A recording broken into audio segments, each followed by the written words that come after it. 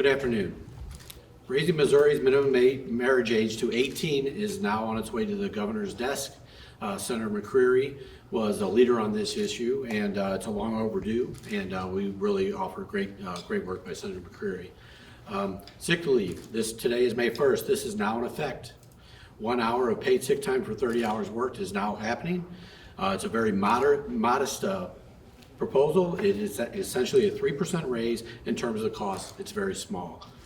This will help working families. The budget, we Democrats voted for, I believe, all the budget bills that we had on the floor. Where it fully funds our schools. That's great. There is no money in there for vouchers. We appreciate that. State employees will get a pay raise of 10% cap. That's awesome. That's awesome too. There's $107 million for child care providers, and there's a 3% increase for higher education. Those are all the good items that were in the budget. And with that, I can take any questions, or if you want to talk to Senator McCreary or whoever you want to talk to. What do you think about, what are the chances that $0 for the Most Scholars program stays at $0 in conference committee instead of $50 million? I think there's, maybe somebody else should answer that question because I'm not actually on that conference committee, but I would hope it stays out of there. Marlene Terry was put on the budget committee, or the conference committee. She supported the Senate Bill 727 last year to expand the program. What do you think of that? That's the House's decision to put on whoever they want on the committee. What are some of your other takeaways from the budget? I thought it was a very good budget. We give credit to Senator Huff, who's run a good process there. Everybody has their say in it. I personally am not on the appropriations committee, but I think it's done very well. It's very organized, and it seems to be very efficient. The speaker said that they are kind of holding the downtown St. Louis office to apartment conversion bill from Senator Roberts in order to kind of leverage Prop A reforms. What do you think of that, and how do you overcome that? Yeah, well, as we get into these final 2 weeks of session, I think a lot of bills end up held up in both chambers. We welcome any conversation regarding Prop A. Could you update us on where things are on Prop A in terms of? So I believe we're still having conversations. We made an offer this week.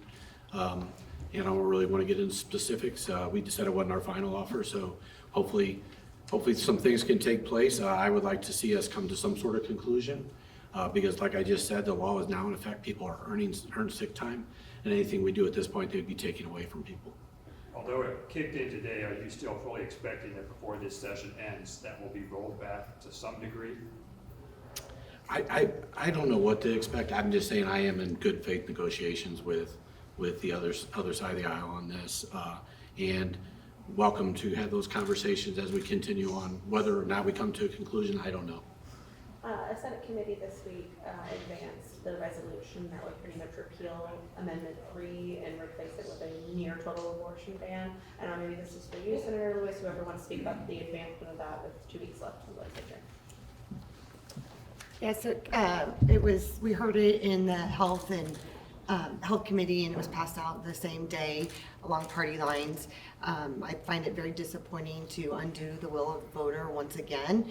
And, supporters of the HJR 73 insist that the voters were confused. However, we had 5 witnesses in support of that bill, and we had over 150 folks traveling from across the state in opposition. So we're the confused voters.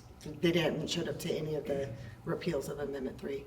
Senator Lewis, could you, I just wanted to ask briefly, all of this news about the efforts to repeal Amendment 3 and SB 22 that passed, what kind of environment is that sort of creating where people are confused on where abortion access stands right now? Can you speak to that at all? Right, yeah, I mean, it is confusing, and I think that's by design, but abortion is legal in the state of Missouri currently, and we have to continue to share that message to folks that abortion is safe and legal in the state of Missouri as of right now. Do you think people understand that? I think so, but it doesn't hurt, with the headlines and everything of what's going on down here to continue to enforce the messaging that currently, what the voters voted on is in effect. I have a question for the St. Louis area senators. Ian Mackey had an HJR in committee this week to merge the city and the county.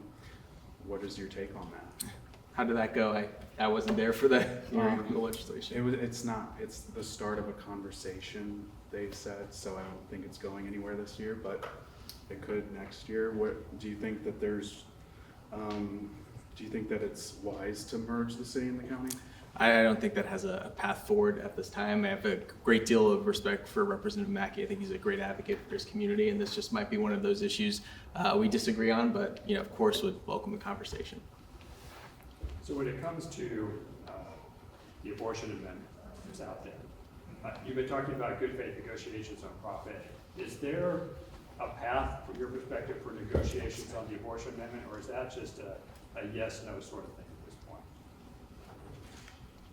I would like to have a conversation, and it probably wouldn't necessarily be me in this particular case, but I think we're open to having conversations on how that would look as we go back to, and again, I'm not speaking for anybody, but we have not offered that, and we haven't had those conversations, so none of that has happened.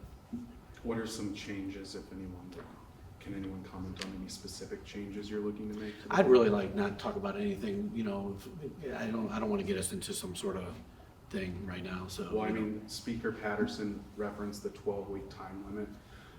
If in cases of rape or incest, is that something you want to see lengthened? Look, again, I don't even want to see the bill come over here, but at the end of the day, I think those are discussions that could be had later on, and if somebody else up here would like to address it. I was just going to say that, there's been so many versions of the repeal of Amendment 3. We finally now have the product that is moving forward. We just heard it in committee. I don't know if it was yesterday. Yeah, okay, it seems like a lifetime ago, but we just heard it in committee yesterday and voted on it. So we just haven't had those conversations yet.